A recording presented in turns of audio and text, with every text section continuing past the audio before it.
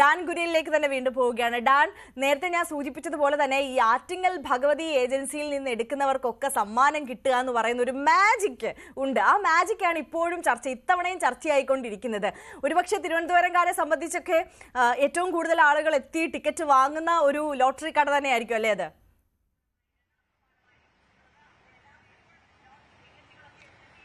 അതായത് ഈ ഭഗവതി ഏജൻസി ഒരിടത്ത് മാത്രമല്ല, അവർക്ക് പല ബ്രാഞ്ചുകൾ കൂടിയുണ്ട്.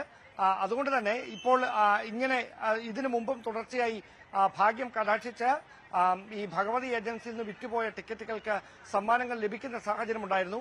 അങ്ങനെ ഡിമാൻഡ് ഏറിയ പശ്ചാത്തലത്തിലാണ് അവർ ബ്രാഞ്ചുകൾ മറ്റ് സ്ഥലങ്ങളിൽ തുടങ്ങുന്ന സാഹചര്യം ഉണ്ടായത്. ഇപ്പോൾ അത് പൂർത്തിയായിരിക്കുന്നു, അതിന്റെ പാരമ്യത്തിൽ എത്തിയിരിക്കുന്നു എന്ന് വേണം പറയാൻ. കാരണം പുതുതായി തുടങ്ങിയ ഒരു ബ്രാഞ്ചിൽ സമാനമായ തരത്തിൽ ഒന്നാം സമ്മാനമായി 25 കോടി രൂപ അടിക്കുമ്പോൾ തീർച്ചയായും അടുത്ത തവണ ഭാഗ്യം പരീക്ഷിച്ച് ടിക്കറ്റ് എടുക്കുന്നവർ ഭഗവതി ഏജൻസിയെ തേടി വരുന്ന സാഹചര്യം ഉണ്ടാകും. അവിടെ ടിക്കറ്റുകൾക്ക് ഡിമാൻഡ് കൂടും. ആ ഒരു വലിയ തന്ത്രം കൂടിയാണ് അവിടെ വിജയിക്കുന്നത്. കാരണം അത് കൃത്യമായി അവരുടെ ഒരു രസതന്ത്രമാണ്, ഒരു കെമിസ്ട്രിയാണ്. അത് അവിടെ കൃത്യമായി വിജയിച്ചിരിക്കുന്നു. കാരണം ഇതിനു മുമ്പും സമാനമായി പലതരത്തിൽ ഈ ഭഗവതി ഏജൻസിയിൽ നിന്ന് വിറ്റുപോയ ടിക്കറ്റുകൾക്ക് വലിയ തുകകൾ സമ്മാനമായി ലഭിക്കുന്നത് കേരളം കണ്ടിട്ടുള്ളതാണ്. ഈ ഭാഗ്യാന്വേഷകർ അത് കൃത്യമായി തന്നെ അറിഞ്ഞിട്ടുള്ളതാണ്. അതുകൊണ്ട് തന്നെ തേടിപ്പോയി അവിടെ നിന്ന് ടിക്കറ്റ് എടുക്കുന്ന ആളുകളുണ്ട്.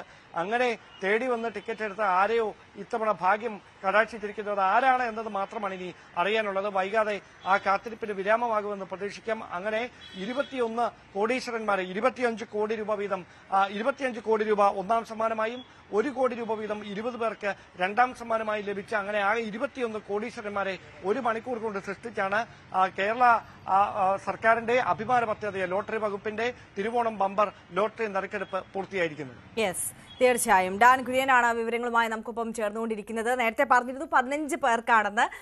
അതൊരു മിസ്റ്റേക്കാണ്, എൻ്റെ ഭാഗത്തു നിന്ന് വന്നൊരു മിസ്റ്റേക്കാണ്. 20 പേർക്കാണ് 1 കോടി രൂപ വീതം ലഭിച്ചിട്ടുള്ളത്. ബാക്കി 5 നമ്പർ കൂടി ഞാനൊന്ന് പ്രേക്ഷകരുടെ അറിവിലേക്കായി പറയാം.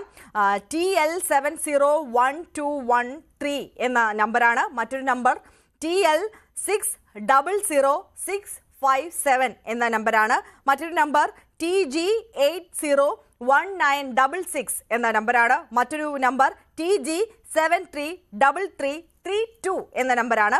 ഏറ്റവും അവസാനത്തെ നമ്പർ 20ാമത്തെ നമ്പർ TJ385619 എന്ന നമ്പറാണ്. അങ്ങനെ 20 പേർക്കാണ് 1 കോടി രൂപയുടെ രണ്ടാം സമ്മാനം ലഭിച്ചിരിക്കുന്നത്. 25 കോടി രൂപ ലഭിച്ച ഒരാൾ, അങ്ങനെ മൊത്തം 21 കോടീശ്വരന്മാരെയാണ് എന്തായാലും തിരുവോണം ബമ്പർ ഭാഗ്യക്കുറി തെരഞ്ഞെടുപ്പ് കഴിഞ്ഞതോടുകൂടി കേരളത്തിന് കിട്ടിയിട്ടുള്ളത്.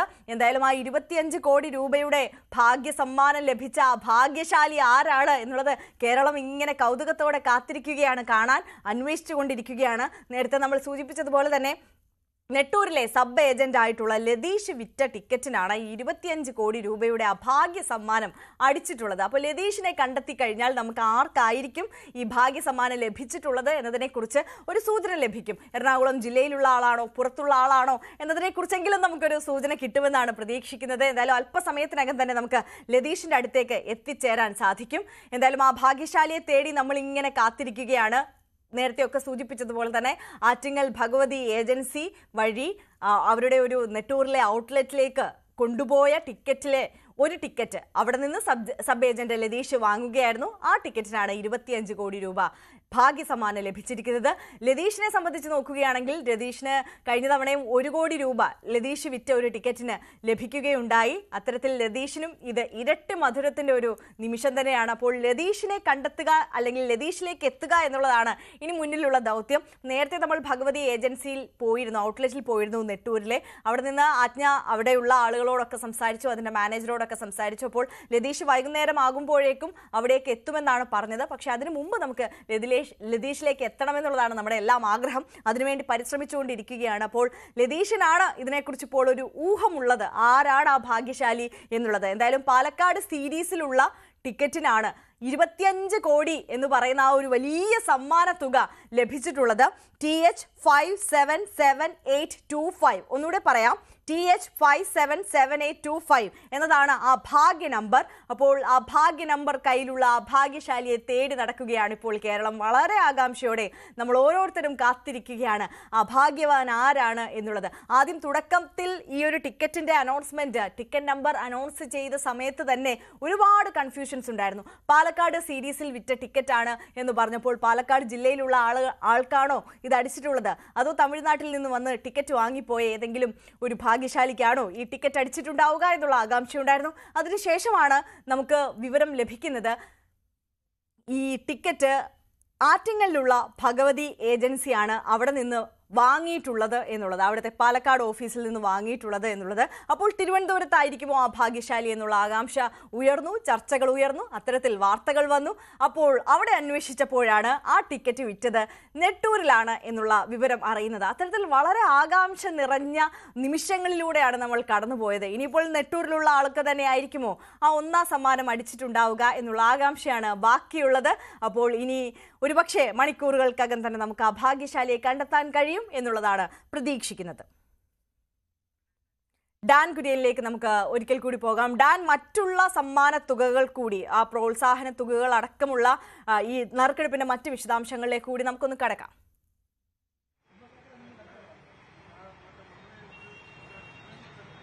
അതായത് എനിക്ക് ലഭ്യമായിട്ടുള്ള വിവരങ്ങൾ അനുസരിച്ച് 25 കോടിയുടെ ഒന്നാം സമ്മാനം, 20 പേർക്ക് 1 കോടി രൂപ വീതം രണ്ടാം സമ്മാനം, 50 ലക്ഷം രൂപ വീതം 20 പേർക്ക് മൂന്നാം സമ്മാനം, നാലാം സമ്മാനമായി പ്രോത്സാഹന സമ്മാനമാണ് 5 ലക്ഷം രൂപ വീതമാണ്. അത് എത്ര പേർക്കാണ് എന്ന് എനിക്ക് വ്യക്തതയില്ല.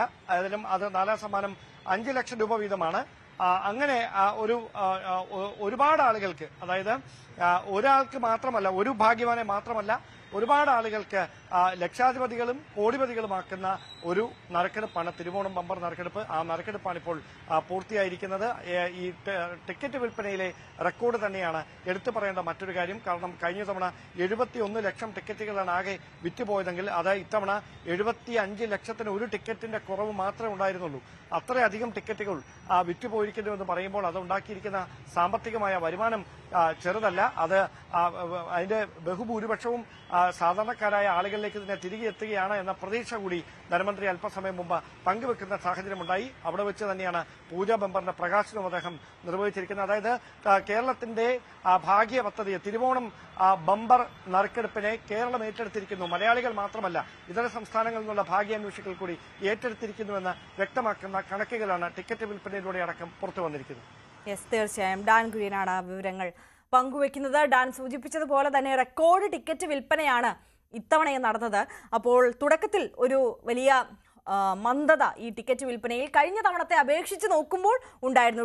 വിറ്റുപോകാത്ത ടിക്കറ്റുകൾ ഉണ്ടാകുന്ന ഒരു സാഹചര്യം ഉണ്ടായിരുന്നു. അത് ഈ ചരക്ക് സേവന നികുതിയുടെ മാറ്റവുമായി ബന്ധപ്പെട്ടും അപ്രതീക്ഷിതമായ കനത്ത മഴയിലുമൊക്കെയാണ് ഈ ടിക്കറ്റുകൾ പൂർണ്ണമായും വിറ്റുപോകാത്ത ഒരു സാഹചര്യം ഉണ്ടായിരുന്നത്.